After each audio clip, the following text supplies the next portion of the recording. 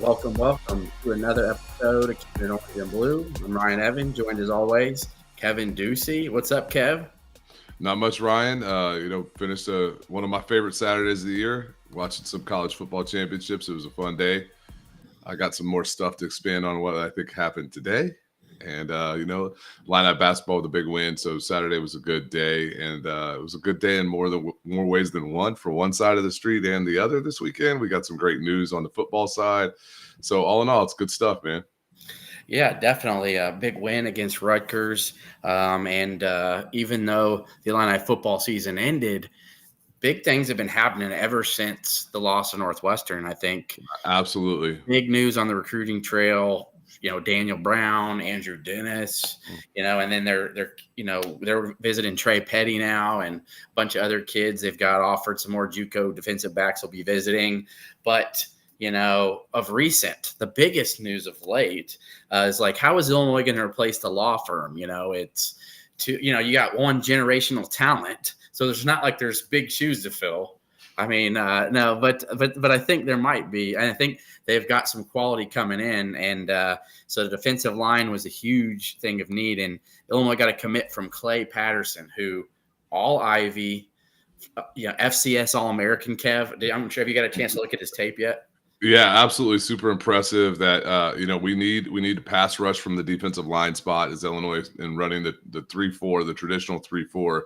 And that we're going to bring Coleman and Yakis and Bryant off the edges, but we need to get pass rush from defensive ends that are a little bit bigger. And that's what he does. 11 and a half sacks, I think, in the 22 season. Really, it's phenomenal closing speed, good size, just tough football player. I'm excited to have him on board. Yeah, I mean, only if we could have him with us. You know what I'm saying? Like, only if we could hear from him. Hold on. Oh, there we go. All right. What's up, Clay? Thanks for joining us. What's up? Of course. Thanks for having me. And so me and Kev, have to step our game up because as Kev has alluded to earlier, don't have many people from Yale on. So I don't want my questions to be, up to your standard. But thanks for joining us. And my first question for you, what was the biggest reason that Illinois stuck out to you so, quickly? It seemed to be pretty decently. I mean, I'm not sure how long they'd been talking to you, but what was the reason that they kind of stuck out to you? I think, and y'all mentioned them already. Newton and Randolph, the D-line pedigree at Illinois jumped off the screen for me automatically off the jump. And then, just talking to Coach B, talking to Coach Jameson, they really wanted me, and they saw the value that I saw myself in me. So I think that just with talking to them and their need for D-line next year and my want to go somewhere that I'm wanted and then somewhere that I can produce and play off the jump was really important. So that's probably the main thing. Now, like, Clay, like as Ryan said, first of all, a lot of credit has to go to you. And furthermore, your parents. I mean, just to get into an Ivy League school is impressive. On top of it, I've had so many friends of mine that have been D1 athletes. I know that being a D1 athlete in college is it's a full-time job, and being a full-time student is a really tough thing to balance. So kudos to you. So I preface that with the question is the NFL still in your goals and your dreams? I mean, you're obviously a smart guy. What's your career goals and aspirations? Yeah. No, I think so. The NFL really came in my vision my freshman summer going into sophomore year. So I really realized that it was a realistic opportunity for me. So I decided to stay home in my summers at Yale and just work. Have coaches and have trainers and just work, you know what I mean? And this year, I had two options: go do a pro day and declare for the draft, or come back, play another year with the opportunity to develop and then improve my stock. So I chose the latter, and I'm really excited with the opportunity that has come about, and I'm just ready to work. What, through the process of what is it, talking with the coaching staff, the scheme that Illinois got, are you thinking that that's going to be real conducive to your game? Obviously you've had a great career at Yale. Is there something about the Illini scheme and that you saw that you were like, I know I can go make an impact there and play in the Big Ten? you're playing against the best. If you look at Illinois' schedule next year, I mean, you're going to be going against some of the best O lines in the country. So, I mean, is that another thing that was something that you were interested in? No, 100%. The competition and just playing big time football played a big role. But I think just talking to Coach Jameson, the scheme that Illinois runs with the 2 4 eyes in the nose. I played in for 15 games, started in for 15 games, started inside for 15 games in my career. So it's just like the block recognition side, the versatility across the D line. I think I fit really well in one of those 4 eye spots, whether it be the boundary or the field. And that was really exciting for me because I think everything I've gone through in the past position-wise is gonna give me an advantage for sure coming into the scheme at Illinois. Yeah, I'm excited to have you on board. Like I said, I watched some of your tape, and I was really, you are a tremendous pass rusher for your size, and that's kind of what Illinois needs to replace. One of the things that I saw in the evolution of Johnny Newton from a really good player early on to an absolute star, and probably day one at first round NFL pick was his hand usage. And I think that's something that's got to be coached, right? I mean, that's not something that you just learn in high school how to have those violent hands. Is that something that also attracted you to Illinois? I mean, is that something you think you can improve upon, or? No, 100%. I mean, when you look at obviously Newton coming in was 4-star prospect, right? Very hyped up, very good player, but then his development along his career at Illinois was something that attracted me, and who was under Coach Jameson, and my opportunity to work with him. Definitely the roof is or the, for lack of a better term, just there's no ceiling with how much he can take my game. So I'm just excited to work with him in spring ball and fall camp, and just really have that opportunity to develop my game, my technique, my pass rush, all that, because I mean he's proven it with his past D lineman. So the proof is in the pudding right there. You graduate here in a couple of weeks, and then you're heading to Champaign in January to start working out with the team? Yes. So I'll be enrolling in January.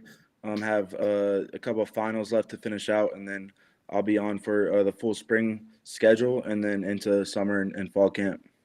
What are you getting your degree in, and what are you planning on studying at Illinois? And did academics factor into your choice to come to Illinois? Yeah. So I'm majoring in economics. And I'd honestly say that although Illinois is a great school, I was really mainly focused on football. So I wanted to find the best football fit. I have the Yale degree under my belt. I don't feel like obviously it'll help my resume out getting a grad degree at Illinois, but I'm mainly focused on football, and this is a full football decision for me. And now, so you'll start focusing on your MBA then while in school? Yes. Mm-hmm. Right on. That's cool, man. Yes, sir. Yes, sir. That's I mean, at the end of the day, impressive career so far at Yale. I mean, intelligent. So got a lot going for you. Are you going to be helping? Are you going to be trying to help do some recruiting now too? He already is, Ryan. You know the answer. We saw his Twitter. Oh, hey, you already know, 100%. So I was telling someone earlier today, like one of my close friends, best friends, is entering the portal on Monday. So if Illinois wants him, I'm gonna be hot on his tail to come, because I feel like the coaching staff, Coach B, just the program's in the right direction, and I'm excited about next year and taking it to the next level for sure. Now, do you plan on wearing 97 at Illinois? Yes, sir. Mm-hmm. And you know that means something, right? I know it means a lot, and I'm happy to take on that and represent 97 in a good way. Yeah, I was gonna say, because it's so and the fact is, if they're gonna allow you to do that, you should be honored too. So yeah, no, 100%. And Coach B had that talk with me, and that's the plan right now. If for whatever reason I'm okay with whatever happens, but I'm honored to be wearing that number and supporting him and just Illinois in that manner. That's awesome, dude. So awesome to hear that. Kev, you got anything else for him? I don't want to keep him much more, but just super happy he could jump on. And we do these things, so the Illini fans can hear you and see you. Like, people can read articles all they want. Yeah. But when you really see somebody and you can hear them, their perspectives and how much things mean to them, I think you get a really better grasp on it. So I appreciate you jumping on, Clay. 100%. Now, I've just got two. One's kind of a fun question, but the other one is so I assume that your your friend that's entering the portal, is that Dathan Hickey, or is that somebody else? Someone else. Okay. Yeah. All right. So I see that you've already mentioned Dathan Hickey. Yeah.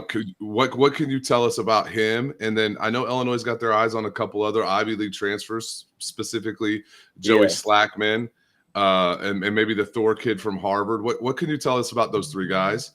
And then I see you have a good hat, so you can answer this afterwards. You're a golf fan, and are you aware how good of golf school Illinois is? Yes, I'll answer that after this. So Dathan, one of my good friends, great leader at Yale. He's been plagued by some injuries. So coming out of his sophomore season, he was getting recruited by NFL. A lot of scouts coming to watch him play, and just unfortunately tore his ACL. Came back for another year with us, and then tore his MCL. So he's a great player. Wherever he ends up is going to be great. I just had a bunch of coaches follow me, so I just wanted to get his name out, you know what I mean? Give him as much opportunity as he could get. And then Slackman and Thor, great players, great competing against them. I don't know them on a personal level, but obviously it's just good to see D-line talent coming out of the Ivy League for sure, because I feel like it's there. We got good players in our league, and we're going to show it next year for sure. Well, you beat Slackman to the punch, so you get 97, so he'll have to choose a different number. So that's on him. His choice video and jump on early. Yeah. One last thing it just came up to me. You're obviously a very good pass rusher. I assume you probably, you're a big guy. You're about 6'3", 290. Is that what I saw? Is that what I read? What do you think? What do you think you need to improve upon to get to the next level and to be a high level contributor at the Big Ten level? Like I mean, you've been in college for 4+ years now. I'm like, it's kind of hard. What do you, in your mind, what do you need to get better at? I think there's two things. One is being coached by the best, and Coach Jameson's one of the top D-line coaches in the country. So I've had great coaches in the past, but I think this will take my game to the next level. And then just the facilities, you know what I mean? It's a big-time program. Everything you need is at Illinois, and I've seen it. They've shown me that over a Zoom call. I'm excited for my visit next weekend. But I just think the facilities, the development side, that's what's really going to take me to the next level, because I've been doing it, but it hasn't been at that top-tier development level, which I'm excited for.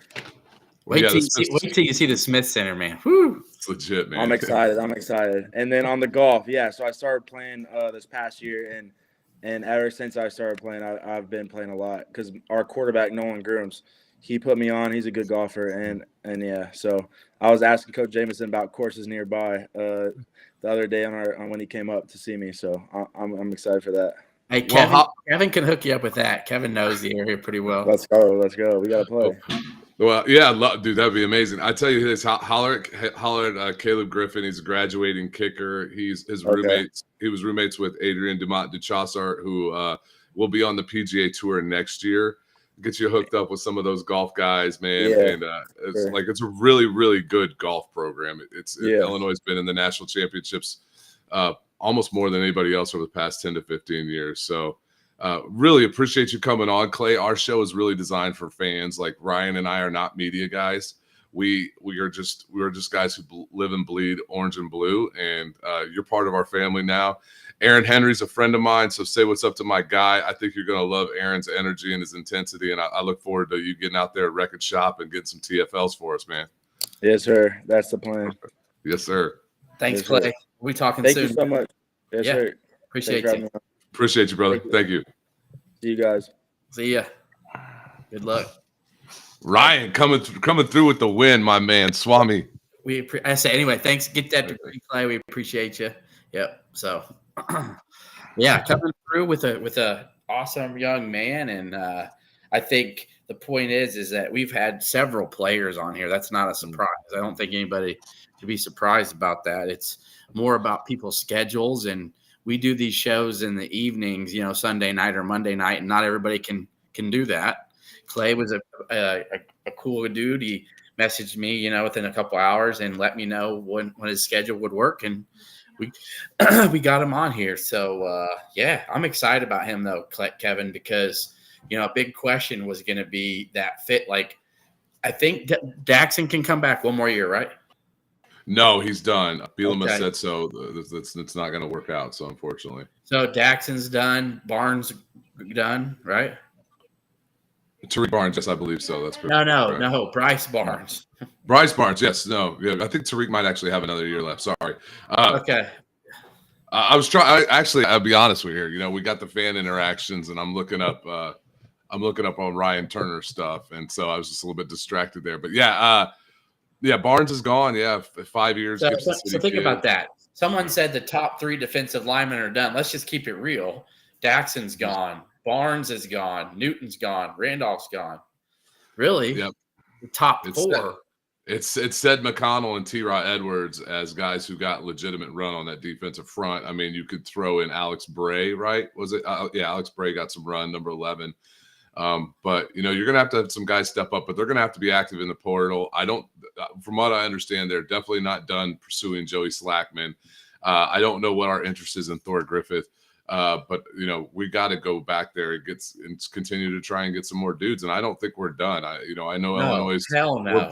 We're hot and heavy in the O-line portal right now. You know, talk to our guy Ked. He can fill us in on that. But like, Illinois is working out there. So because they know. They got to. Yeah, they know. And then they've got a 3-star JUCO defensive back he just followed me. JPL. Yep. No, not JPL. Sorry. He just followed me, and let me see here. Tyrane Stewart. Yep. Tyrane Stewart just followed me. Yep. So he the 3-star JUCO defensive back. He got offered earlier today. Right on. Aaron Henry looks like offered him. So he is a kid that looks like in the next 2 weeks he'll be he played at East Mississippi. So 5-time national junior college national champion, et cetera. They were on Last Chance U, so he's a good player, and they're still in that portal. You can tell they're hitting that. There's a reason that they're hitting that JUCO portal for defensive backs, because I think you saw, like, you can't just depend on – they had so much youth. You need to mix in some older guys in there to help out. I really don't expect Taz to be back. So they're going to need guys to help Xavier Scott and Strain and anybody else that's still left there after the portal has ended. But sad to see Sean Miller go. I know that was absolutely. Yep. And it just didn't work out. Sadly, I think I had been talking to his mom off and on for the last year. And I know they love the program. They love Bielema's vision. And sadly, his injury just kind of derailed some progress. But I know he was a guy that could have contributed if he would have had the chance. So real quick here, let's see in the chat what we got. Any shot at Ryan Turner, says Master Kevin. What do you think? Well, he's a Hollywood, Florida kid, and that's Aaron Henry's. That's Aaron Henry's place. I didn't know that. I don't think we were in on him out of high school. He's a 3-star kid from down there, which 3-star kid from Hollywood, Florida is probably like a 4-star DB in Illinois. It'd be interesting. I mean, obviously the kid was good enough to be on Ohio State's roster. Probably just got a little buried on the depth chart. It'll be. I think Illinois will probably make some inquiries there. But I think, just like what you said, is Illinois got a lot of young defensive backs already. I think Turner's a guy who would have maybe 3 years to play, maybe more. He might have redshirted. We've got Zachary Toby. We've got Elijah McCantos. We've got young DBs back there. I think exactly what you're saying is Illinois is looking for some guys with some experience. Dathan Hickey, I mean, I looked up some of his stuff, and that's the Yale kid that Clay talked about, that he pumped his stuff up already. If he's healthy, that kid could come in and play. Like he can come in, he can be a defensive back for us. And I think one of the things that we saw some some mental lapses or breakdowns in coverage where guys not picking up certain guys that they need to pick up, and coverage breakdowns that are beyond skill. Like, I mean, I think that the guys that we have the athleticism and the ability to be Big Ten cornerbacks, because that's really where the situation is challenging, is cornerbacks. I think they just need some more experience. I think they need a little bit more age. And I think so that's where I think we're going to put a lot of our focus in that transfer portal in the JUCO world for a DB. Yeah, and regardless what goes on, I really do trust the staff to do the do the right things in the portal and get guys they need. And Brett Bielema's going to take it serious because, you know, as frustrating as last year was, they should be bowling right now. You know, to see get teams like Minnesota make it 5-7 in the APR, you know, they're number one in the APR. They got to go bowling. Didn't deserve it, but it is what it is. And, you know, with their quarterback transferring out too. I mean, what's PJ Fleck going to do over there? That's Bowling Green is going to beat Minnesota, and they're going to go 5-8, and that's just awful. It's an awful look. So it is what it is. But not just with that said, you look around and see Northwestern 7-5 playing in the Vegas Bowl. You know, it's like Illinois is right. Illinois literally beat themselves against Northwestern. You know, it was Wisconsin's playing LSU in the ReliaQuest Bowl. You know, a game that Illinois blew up 18 or whatever it was. Yeah, 14. Yeah, in the fourth quarter. And I think that's just motivating the staff to get back to you know, where they should be and a team that's playing in postseason. And it's off to a great start. So these next I'm sorry to interrupt you. I think there's pieces, right? And this is, you know, putting a team together is like a puzzle. And I think if you look at Illinois, there are pieces there for the team to be successful in certain areas. Defensive line is the biggest concern in the portal. I think, boom, you're off to a great start. Dude, Clay can come in and play right away. Yes. And the kid can come in and play immediately. That is a grown man, and you know he's going to take care and do the right things, right? Bryce Barnes was an effective defensive lineman for us. Clay's more athletic. Like I'm just telling you, I watched the film. He's more athletic, and I love Bryce. Bryce is really, really strong. So if they could fix some puzzle pieces of the defensive line, cornerback, and then add offensive line, I think those are the three biggest areas that Illinois needs some guys who can come in and play right away, because I think there's pieces elsewhere. I think this has a chance to be a really good offense next year. I think Lundy's starting to find his form with this team. Now, granted, we're going to probably be without our top two receivers, but I think there's talent on the edge there, right? And I think Sean Miller doesn't leave if he thinks he's going to replace Casey Washington. And I honestly, I'm not knocking Sean. He's a great kid. I love what his mom said to you today. I think he wants to look at a place where he has some guaranteed playing time. And I don't think he has that. I think you're probably looking at Ashton Hollins taking that place. Malik Elsey's going to step up there. I think we're going to see a little bit more Kenari Wilcher. But we've got running backs coming back. We've got running backs coming in. We've got O-line pieces that will be back. We got O-line pieces we got to fill in. But we're right there. We're real close right there on offense to be really effective. So then you need to replace some things on defense, and I'm excited about what the team's doing because they see that. It wouldn't surprise me to see another big offensive lineman in the portal too. So I really expect that at least. I think, you know, with Schuster coming, you know, with Schuster being healthy, and then you add an Andrew Dennis into the mix, you know, Brandon Henderson has a year under his belt. Henderson's going to fight for a tackle spot. I really do believe that. And listen, Zy Chrysler was a much better player second half of the season. If Zy Chrysler's healthy, can he play right tackle? Can he play, you know, so I think that's potential. I know it didn't look good at the beginning of the year, but he was really banged up and hadn't taken a ton of reps there. So and another year of Kreutz getting under his belt, he should be even better this next year as a sophomore. Add 5 pounds, 5-10 pounds to him. That'd be great. There's an O lineman from Cincinnati that's really interested in Illinois. That's in the transfer portal. You know, that's the damn near Power 5 team. So Texas. That is a Power 5 team now. I forgot. Yeah, Texas. Yeah, that Illinois offered to Texas A&M. Was it Strickland? Yep, Strickland. To answer some of your questions real quick, how did Minnesota get in a bowl at 5-7? Their APR, they had the highest APR. Because academic progression rate, and so that's basically graduating players in essence. And I'm shocked Illinois wasn't even in the top 10, to be honest with you. So well, there's a level of it. If you go pro early, yeah, that's a hurt. I think if you transfer, it hurts. If you transfer without graduating, there's some weird things in it that don't necessarily equate to like the overall health of the academics, like on the football team. So it's I don't know. It's another one of those NCAA who the hell knows deals. So. And I feel confident Petty's going to follow through and sign with Illinois. You know, there's a lot of really good players. You know, we sit back and think, and there was people complaining about Bielema's recruiting ranking. There was nothing wrong with last year's class, and this next year's class, even though they've lost a couple kids, there hasn't been that many guys that have jumped off besides Chase Green the last week or two. And we had Caleb Pie from, a month ago. And they're still talking to Caleb. So that's not cooked from what I understand. Yeah, so really, this class has stayed together. It's pretty good. Tanner Hollinger was offered, from Nebraska. Nebraska, yeah. And he hasn't jumped off, so still wants to play at Illinois.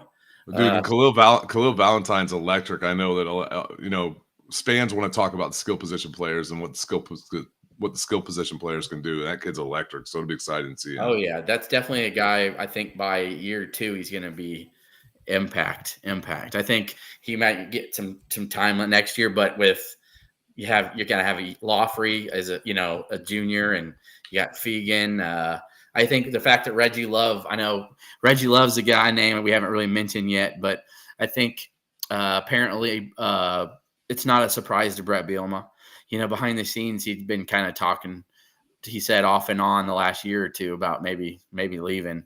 So with Reggie Love leaving, that opens up the door more for Fegan and Lawfrey, and we'll see what McCray does. To be honest with you, it wouldn't shock me if McCray left to go back down south somewhere. He's had so many injury issues.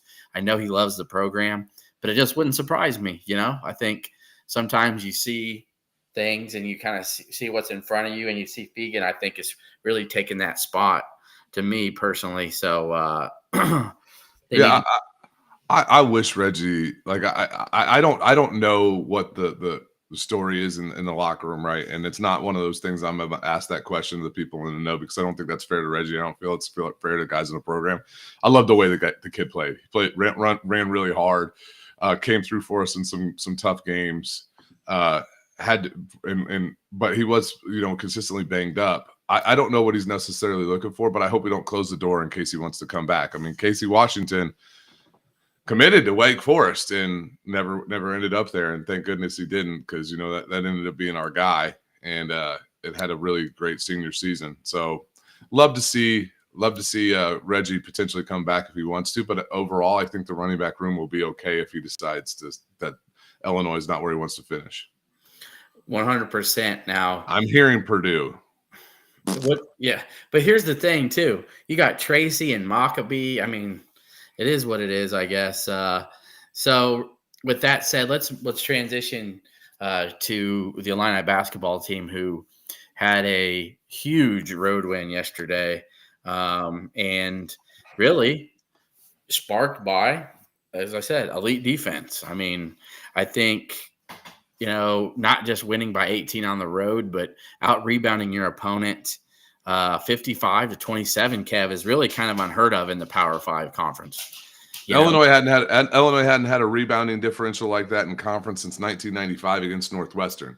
And if you go back to the 1995 team, I think that had Andy Petty and who was a bit Clark.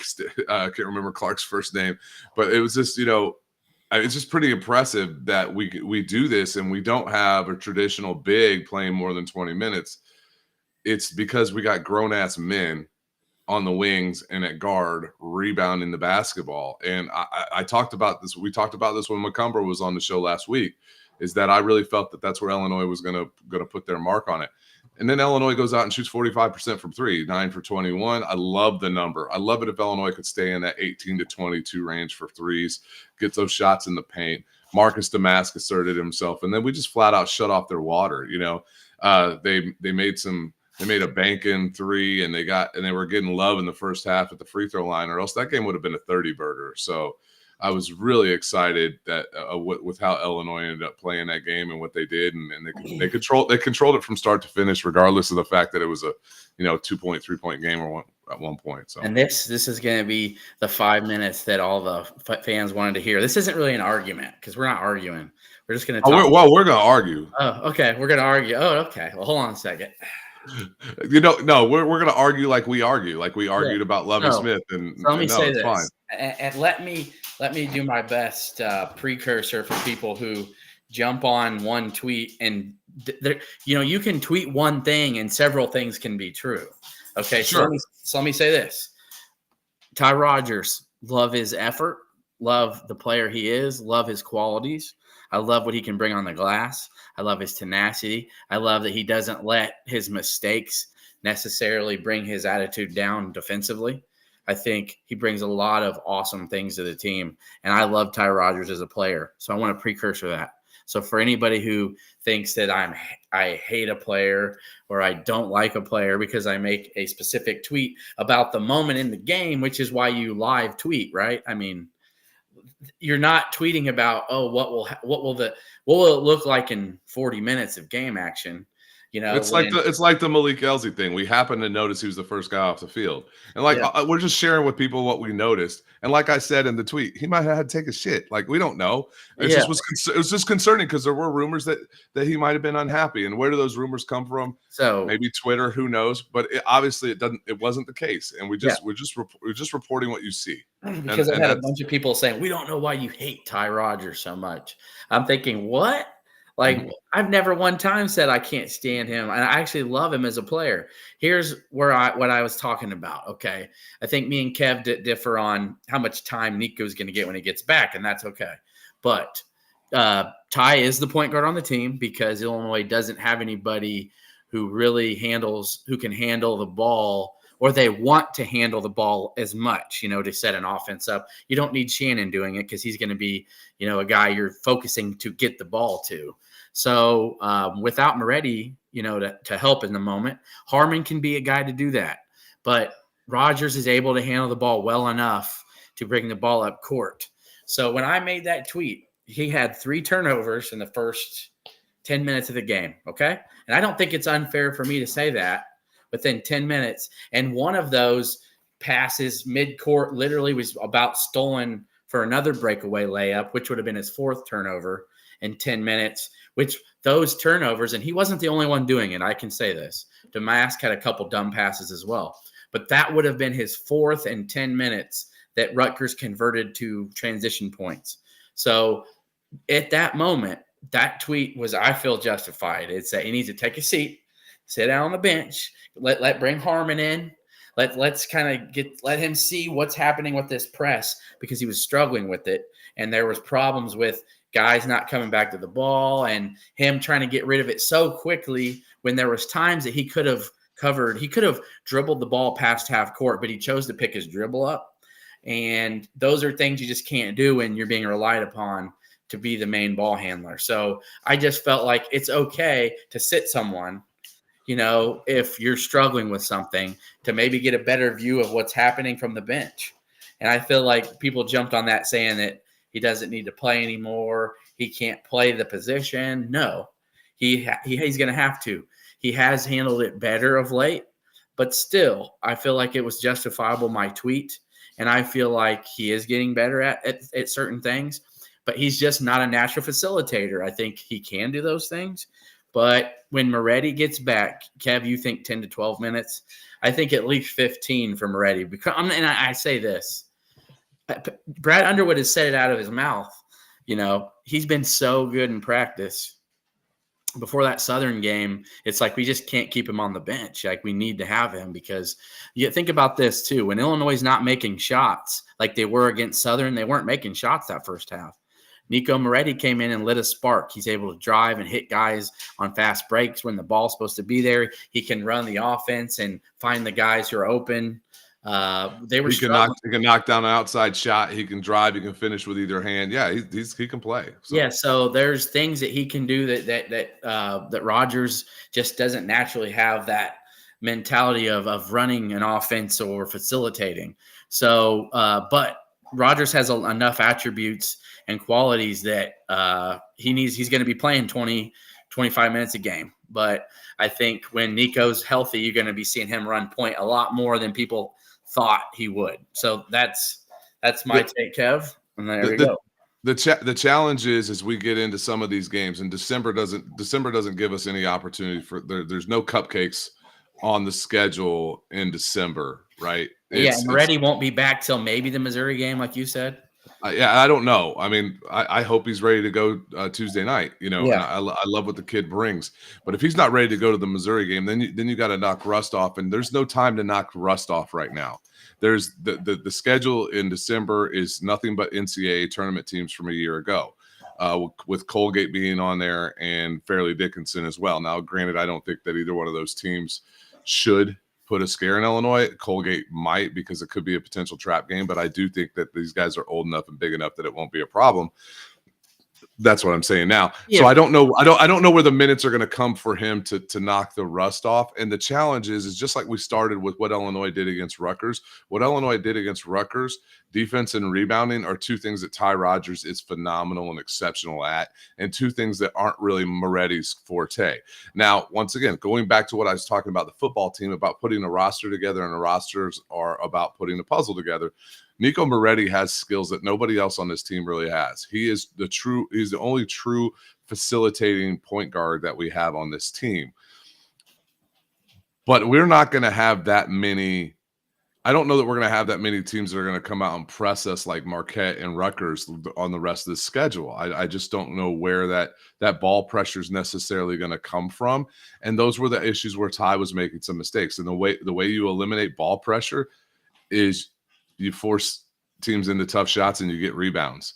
Where we could come into some trouble is if Moretti is not as good a defender, he's not as versatile as Rodgers. You have to do things differently with him on the floor. Same thing with Dane. You have to do things different. Illinois is switching a lot. We did that earlier in the season last year, and we got burnt on it because guys just weren't capable of sticking and communicating assignments. With this team being so much older, so much more experienced, so much stronger and bigger, this team's able to do that. And I think that Moretti's going to be a little bit limited in what he can do for this team in that role. I do think he fills a really good role in some spot minutes to give the team some life, and he absolutely did that against Southern. He had 4 points, 3 assists. I think he had 3 rebounds, so I'm not knocking his rebounding.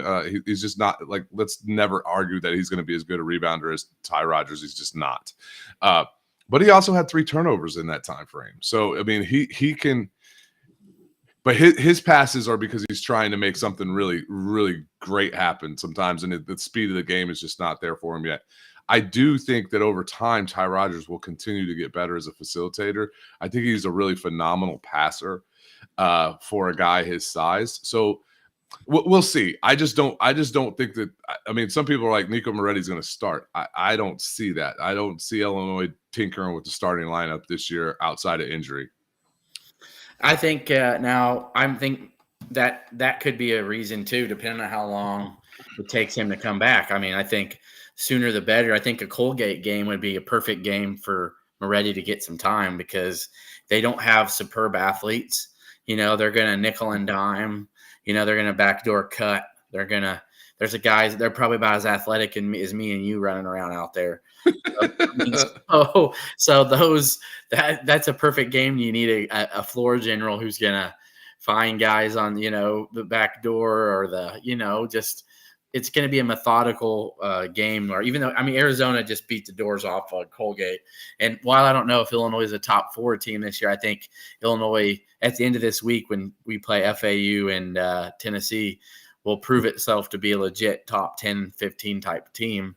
I think they're worthy of their ranking, and I think with a bunch of teams losing and surprise, Illinois, the Southern team I was just mentioning, went on the road and just beat number 21 Mississippi State tonight.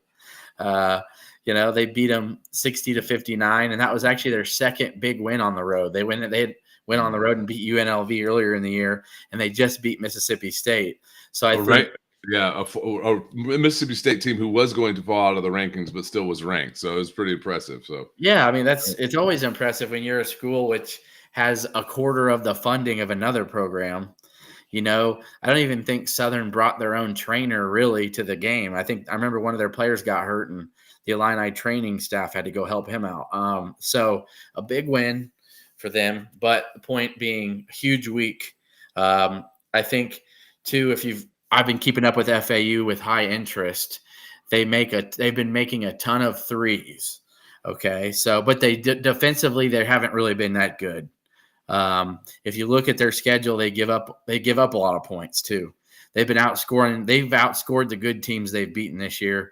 They outscored Texas A&M in a high volume game of points. Even 96-89. Yeah, 96-89. They just gave up 74 at home to Charleston. But You know, Charleston had him at halftime too. So yeah, and Charleston had him up 6. They'd given up. I know Butler. I think they played Butler in a really close game earlier in the year too. And that's not really a high scoring Butler team. But if you look up the FAU, they give up quite a bit of points. So to me, the length of Illinois, the size of Illinois, I think is going to give FAU some real problems. And I think if Illinois can keep FAU under 75, I think they can win the game, because I think Illinois is going to score more than 75. Yeah. Yeah, I mean, Illinois is going to have to continue to do what it does well. And I think Illinois does some things that are going to propose some problems for FAU. And FAU pretty much runs 4 guys around their big center. He's 7'1", 240, good player. He's going to cause us some troubles there because it just his overall size. He's not exactly Golden. Yeah. Valley Skiba or whatever, something. Yeah, Golden. And he was fun to watch in the NCAA tournament run to the Final Four last year. Greenlee, Elijah Martin, John L. Davis. John L. Davis is the flamethrower today or yesterday that put up a bunch of points on Charleston in that second half. You know, I think Terrence Shannon's going to be on John L. Davis. I think you're going to see Coleman Hawkins play Golden to a degree, but he's going to bring Golden out, which is going to cause big problems. I think you'll see Damask and maybe on Elijah Martin. And Damask has shown he's capable defensively to absolutely to cause problems. I mean, he's nearly 6'6". I think that's going to be too a lot. And I think Ty Rogers, is going to be a handful for their guards to deal with, in the paint too. So it'll be fun, but you already know they're going to shoot a lot of threes. They're going to try to run fast break. That's what they do. But I think defensively, if Illinois plays their game, I'm going to pick Illinois to beat FAU. I think it's going to be a super tall task to go to Tennessee and win, depending on how. I haven't seen an update on Connect.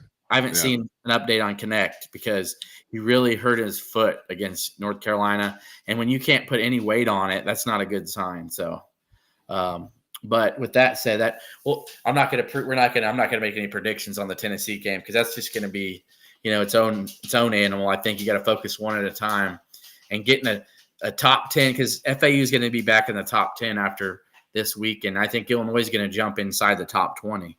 I think they'll move into like probably 18 or 19 after a bunch of teams lost. Some lost twice, and Illinois looked very dominant against Rutgers, who, again, out-rebounded Rutgers by 28. And defensively, the only reason that Rutgers was even close was the turnovers Illinois had in that first half really were the reason that Rutgers was in the game.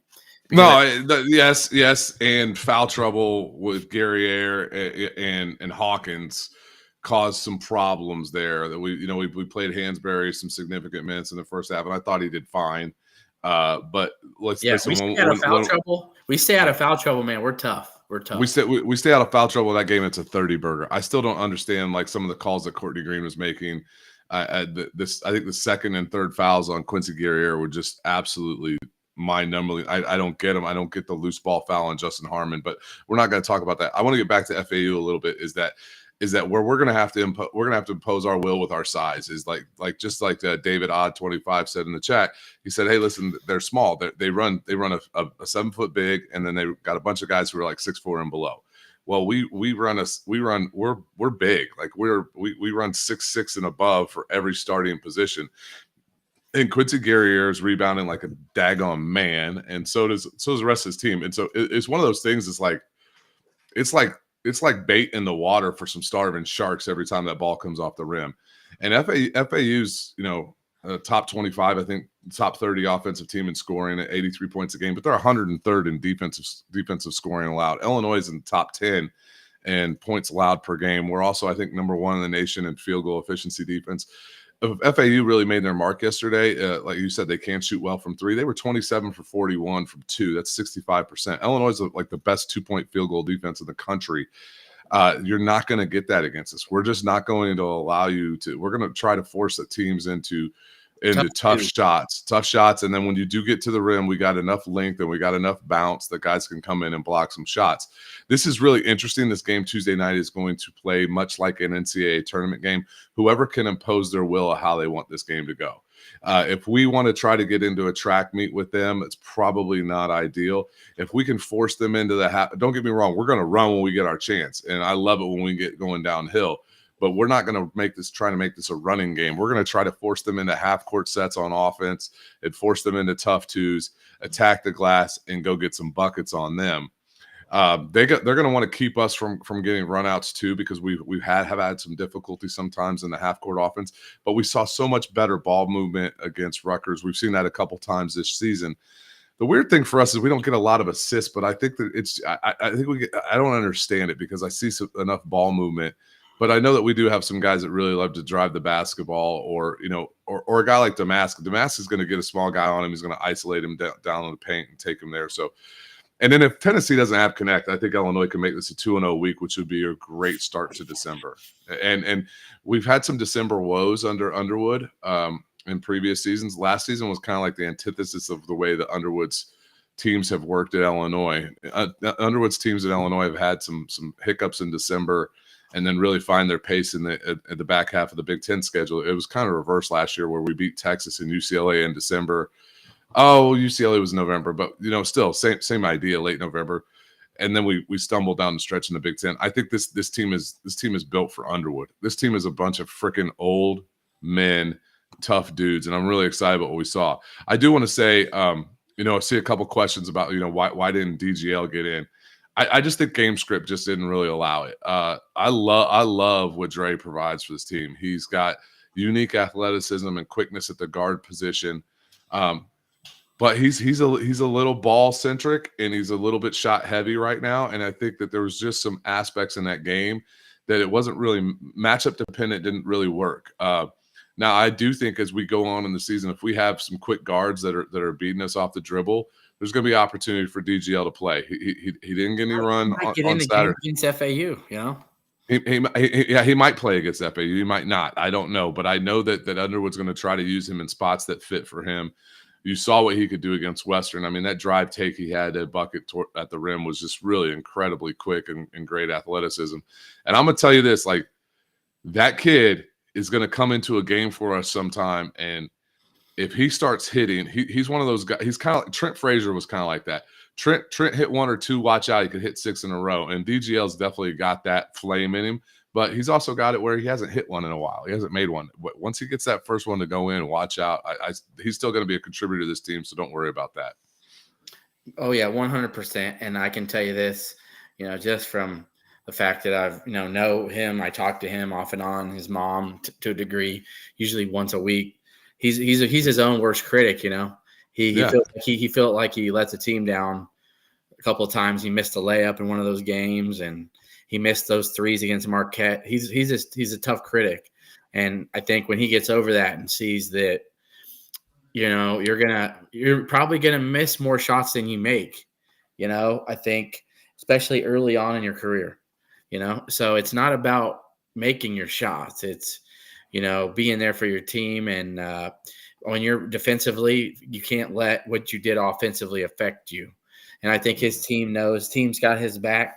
He just wants to be there for his team and help the team win. And I think that's kind of what's going on with Dre right now. I think it's not surprising. There'll be some games he doesn't play, and that's okay. As freshman, it happens. I think the only reason Amani's played as much as he has is because there's Coleman Hawkins. Had missed 2 weeks. He missed 3 full games, and there was foul trouble. So, there's going to be games that dictate where DGL will have to play because there's going to be some foul trouble games.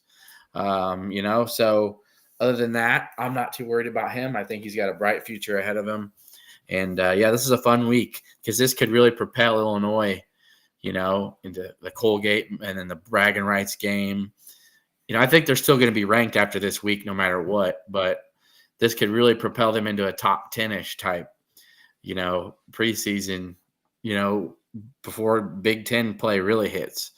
And you know what? Northwestern just beat Purdue again, and that's who Illinois opens up with in Big Ten play.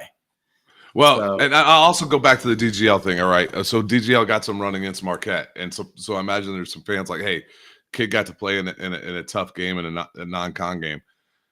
I think Brad Underwood treats the Big Ten just a little bit different, and playing a Big Ten game against Rutgers, like, listen, losing to Marquette is one thing. Starting the conference season out 0-1 is another. Starting the conference season out 1-0 with the Sean Harrington +1 metric. I swear he stole that from me. I just didn't advertise it years ago. You know, it is a big deal, and I think that Brad just probably coached that game a little bit more like an NCAA tournament game, like, and that's maybe why he didn't get any run.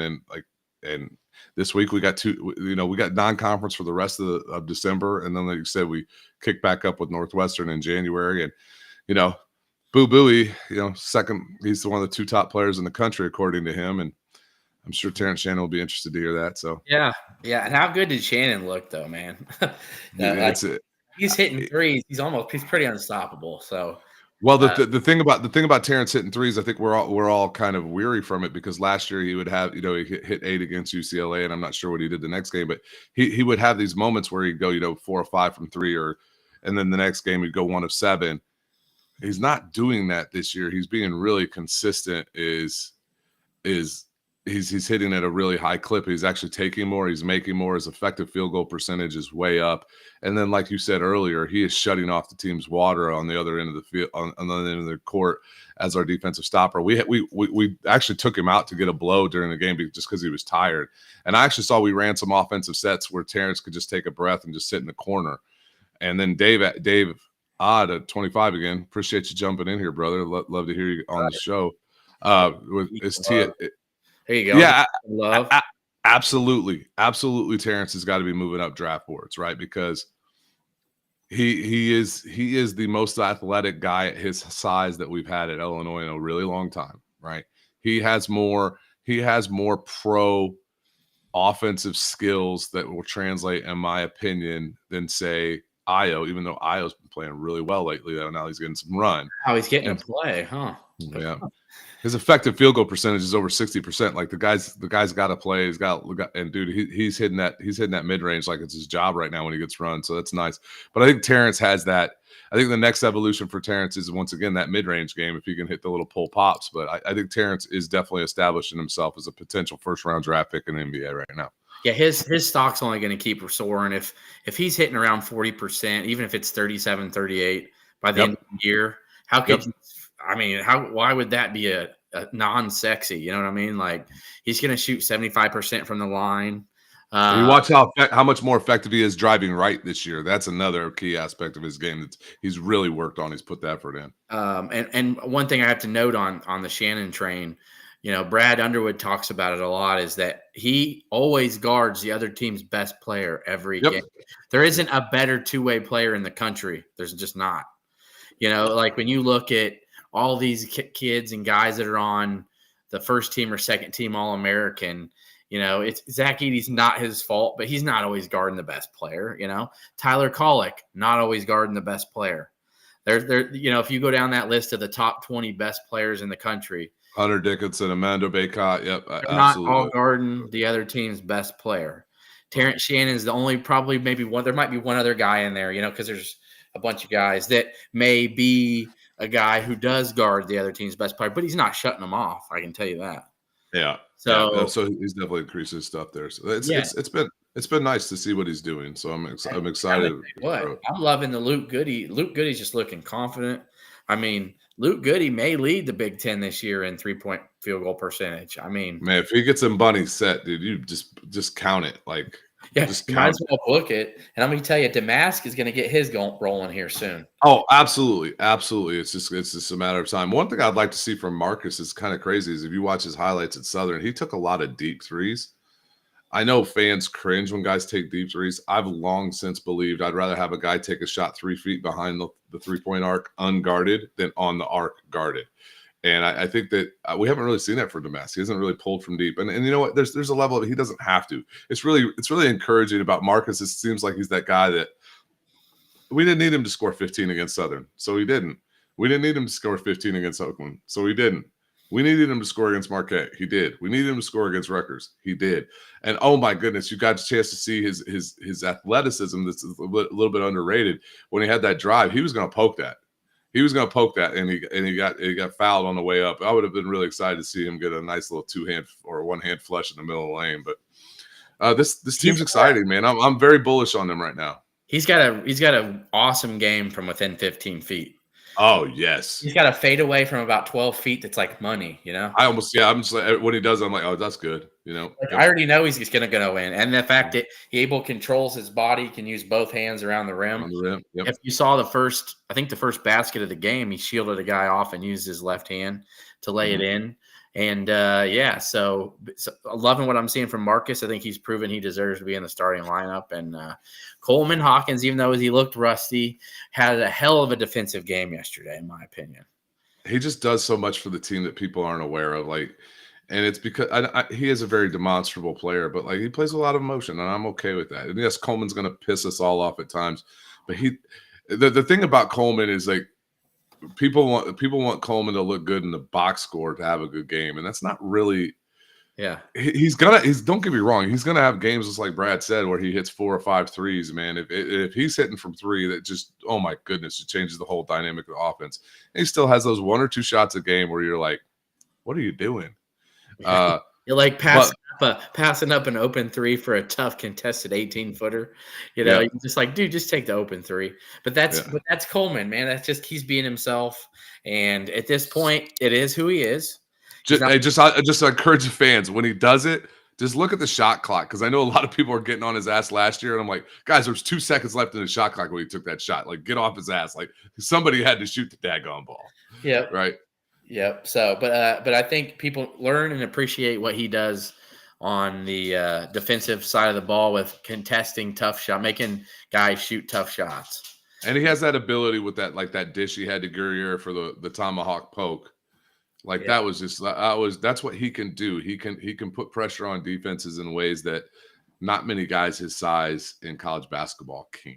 So, oh yeah, definitely. So super thrilled with that.